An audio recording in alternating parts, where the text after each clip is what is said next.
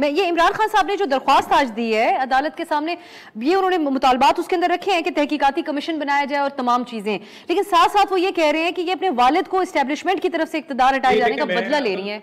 मरियम, असल में एक तनाजुर है जो आपके इधर में कि पीडीएम की ये कोशिश रही है कि पाकिस्तान की सबसे बड़ी जमात और अफवाज पाकिस्तान को लाकर आमने सामने कर दिया जाए, और वो खुद तो अवामी मैदान में वोट के जरिए तो इमरान खान का मुकाबला नहीं कर सकते। तो अब उनकी ये ख्वाहिश है कि किसी तरीके से जो है वो इदारे को और पाकिस्तान की सबसे पॉपुलर पार्टी को आपस में लड़ाया जाए।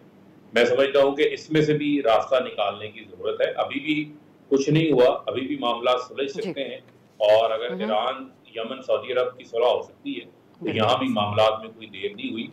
हमें मुल्क का सोचना है, मुल्क में इस्तेहकाम लाना है। उसके लिए मैं समझता हूँ कि सबको अपने अपने आईनी किरदार में बैठ के काम करने की जरूरत है, और हक हुक्मरानी अवाम को मुंतकिल करना चाहिए। आपकी इस बात को इंडोर्स करते हुए, और यही बात असद उमर साहब ने भी कही थी कि बड़े अच्छा एक एहसन तरीके से बातचीत हो रही थी, फिर ये हालात हो गए, तो उन्होंने बातचीत का ही बात की थी।